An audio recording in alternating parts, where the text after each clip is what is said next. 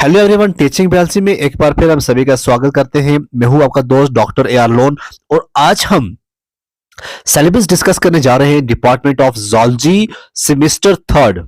जी हाँ, cluster university की बात कर रहे हैं, जूलॉजी सेमेस्टर थर्ड की बात कर रहे हैं और ये मेजर कोर्स है। देखिए, अगर हम मार्क्स की बात करें, पहले हम बात करेंगे कोर्स की टाइटल की। ये है कंपैरेटिव एनाटॉमी ऑफ वर्टिब्रेट्स। हालांकि यूनिवर्सिटी ऑफ कश्मीर की अगर हम बात करें, वहां भी कंपैरेटिव एनाटॉमी ऑफ वर्टिब्रेट्स का जो है ये पोर्शन दिया गया है, कोर्स टाइटल दिया गया है। तो इसमें क्या कुछ है, देखिए मैक्सिमम मार्क्स जो है यहाँ पे आप देख सकते हैं 150 मार्क्स हैं। मैक्सिमम मार्क्स जो है 150 है। उसके बाद हम बात करें जो थ्योरी एक्सटर्नल है, ये 80 मार्क्स की पूछी जाएगी। आपका 80 मार्क्स का पेपर होगा और 32 मार्क्स आपके लिए होंगे। आपको पास मार्क्स के लिए 32 मार्क्स लाने होंगे। अब हम बात करें उसके बाद जो प्रैक्टिकल होगा, प्रैक्टिकल एक्सपेरिमेंटल बेसिस और प्रैक्टिकल एक्सपेरिमेंटल असेसमेंट बेसिस जो होगा, इसमें आपको जो है यहाँ पे लिखा हुआ है 30 मिनट्स का टाइम है, 12 मार्क्स होगा प्रैक्टिकल एक्सपेरिमेंट। उसके बाद जो दूसरा है असेसमेंट की बात है, इसमें भी 8 मार्क्स आपको हैं और 20 मिनट्स हैं, यहाँ आप देख सकते हैं। ठीक है, तो ऐसा कुछ आपको देखने को मिलेगा। और हम बात करेंगे सबसे पहले जो आपका सिलेबस है, सिलेबस के अंदर क्या कुछ पूछा गया है, क्योंकि इंपॉर्टेंट चीज जो है, हम पहले सिलेबस देखेंगे, उसके बाद देखेंगे कौन से क्वेश्चन जो है इंपॉर्टेंट बनते हैं। पहला है जी एंटीक्यूमेंट एंड डेरिवेटिव्स। उसके बाद यूनिट नंबर सेकंड है डाइजेस्टिव रेस्पिरेटरी सिस्टम। तीसरा है सर्कुलेटरी एंड यूरिनोजेनिटल सिस्टम और फोर्थ है रेगुलेटिंग एंड कोऑर्डिनेटिंग सिस्टम। तो हमने इस पूरे सिलेबस को जब देखा, उसके बाद हमने पाया कि बहुत सारे क्वेश्चन जो हैं एज पर दिस सिलेबस जो बनते हैं वो हम लेकर आए आपके लिए।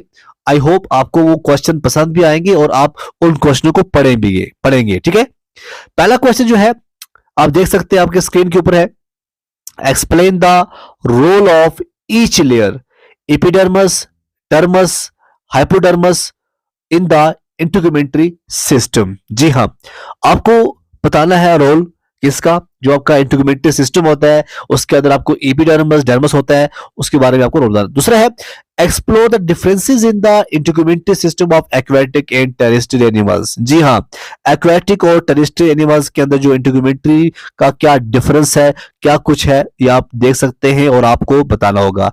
अच्छा खासा क्वेश्चन बनता है।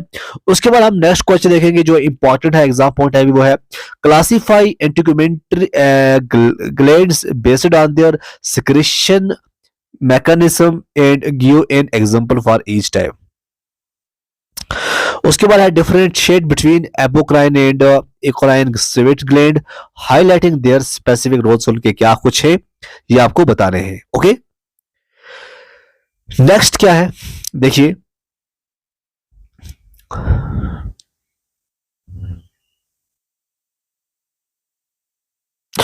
नेक्स्ट जो है इंपॉर्टेंट वो है discuss the function of sebaceous glands and eccrine sweat glands in the integumentary system. आपको बताना है एक्वाइन स्वीट ग्लैंड और सेबेशियस ग्लैंड के बारे में, डिफरेंस क्या है, उनके क्या फंक्शंस हैं, आपको अलग अलग से देखना पड़ेगा, ये बड़ा इंपॉर्टेंट है। उसके बाद आपको पढ़ना है डिफरेंशिएट बिटवीन ट्रू हॉर्न्स क्या होते हैं और एटलर्स क्या होते हैं। प्रोवाइड आपको एग्जांपल बतानी है एनिमल्स की, और पहले आपको हॉर्न्स के बारे में बताना है, इसके कुछ कैरेक्टर दिखाने हैं। उसके बाद आपको एंडलर के बारे में बताना है और उनके साथ में आपको एग्जांपल देनी है। ये अच्छा खासा क्वेश्चन बन सकता है आपके लिए। उसके बाद हम बात करें explore the purpose of scales in different species. हम सिर्फ फिशेस की बात नहीं कर रहे, हम और भी जो फिशेस को छोड़ के जिनके अंदर स्केल्स होते हैं, आपको बताना है क्या पर्पस रहता है स्केल्स का और सर्वाइवल और एडेप्टेशन के लिए क्या इंपॉर्टेंस है स्केल की। तो ये बड़ा इंपॉर्टेंट क्वेश्चन है आपके एग्जाम के अंदर ये क्वेश्चन पूछा जा सकता है। और उसके बाद है compare the structure and function of the gastrointestinal tract in mammals, reptiles and birds. आपको कंपेयर करना है हर एक का स्ट्रक्चर और फंक्शन। जैसे मैमल्स है, मैमल्स का अलग से आपको देखना पड़ेगा, रेप्टाइल्स का आपको अलग से देखना पड़ेगा, बर्ड्स का आपको अलग से देखना पड़ेगा। तो ऐसे क्वेश्चन भी हैं जो बड़े इंपॉर्टेंट हैं और एग्जाम के अंदर आ सकते हैं। इस तरह से नेक्स्ट क्वेश्चन जो है discuss the adaptations in the gastrointestinal system that allows for variations in diet among different vertebrate groups. तो आपको बताना है adaptation in the gastrointestinal system जो अलाउ करते हैं वेरिएशंस इन डाइट, बहुत सारे डिफरेंट वर्टिब्रेट ग्रुप्स के बारे में आपको जानना पड़ेगा। इस तरह से नेक्स्ट क्वेश्चन जो है आपके लिए इंपॉर्टेंट वो है, explain the concept of dental formula जो है आपको बताना है, और आपको बताना है how it represent the arrangement of teeth in mammals की बात हो रही है।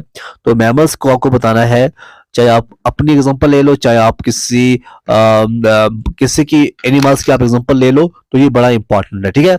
इस तरह से नेक्स्ट क्वेश्चन जो है, describe the structure of gill in fishes और emphasizing the adaptations for efficient gas exchange in the aquatic environment। ये क्वेश्चन बनता है, बड़ा इंपॉर्टेंट क्वेश्चन है। तो डिस्क्राइब करना है आपको जो स्ट्रक्चर होगा गिल्स का फिशेस के अंदर। उसके बाद है explore the modification gill structure that allows some amphibians to breathe both in water and on land. ऐसा नहीं है कि आपको सिर्फ फिशेस के अंदर मिलेगा, बल्कि आपको एम्फीबियंस के अंदर बताना है वो किस तरह से वाटर के अंदर और लैंड के अंदर वो किस तरह से वो ब्रीथ कर सकते हैं। ये क्वेश्चन भी आपके लिए इंपॉर्टेंट हो सकता है, तो आप इस क्वेश्चन को भी थोड़ा नजर दीजिएगा, ठीक है। नेक्स्ट हम देखते हैं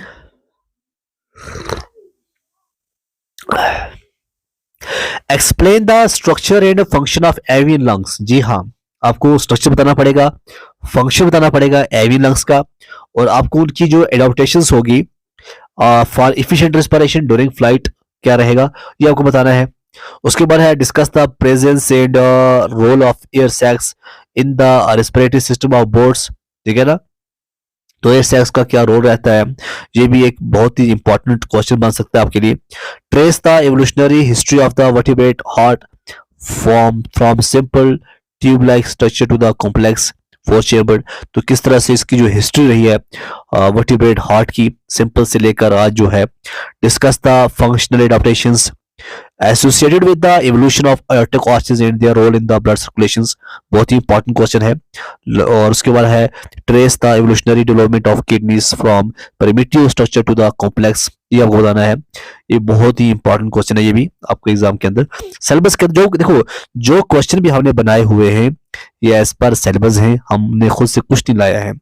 discuss the variations in urinogenital duct structures among different vertebrate groups. Compare करना आपको स्ट्रक्चर कॉम्प्लेक्सिटी किसकी, ब्रेन की अक्रॉस डिफरेंट वर्टिब्रेट्स। आपको कोई क्लासेस उठानी है, उनकी हाईलाइट करने हैं एवोल्यूशनरी ट्रेंड्स के बारे में, तो वहां से क्वेश्चन आपका अच्छा खासा बन जाएगा। Discuss the type of hormones produced by endocrine glands, उनका रोल क्या रहता है मेंटेनिंग होम्योस्टेसिस, ये बड़ा इंपॉर्टेंट है। एज पर आपके सिलेबस से हमने सब कुछ लाया, हमने पहले भी बोल चुके हैं। Compare the structure and functions of skeletal smooth and cardiac muscles in vertebrates. Provide a comparative account of visual receptors in the eye of different vertebrates including photoreceptors adaptations, ठीक है ना। और लास्ट क्वेश्चन आज का वो है explore the structural organization of the air receptors cochlea across various vertebrate classes। तो अगर आपने ये 15-20 क्वेश्चन पढ़ लिए तो आपको कोई भी फेल नहीं कर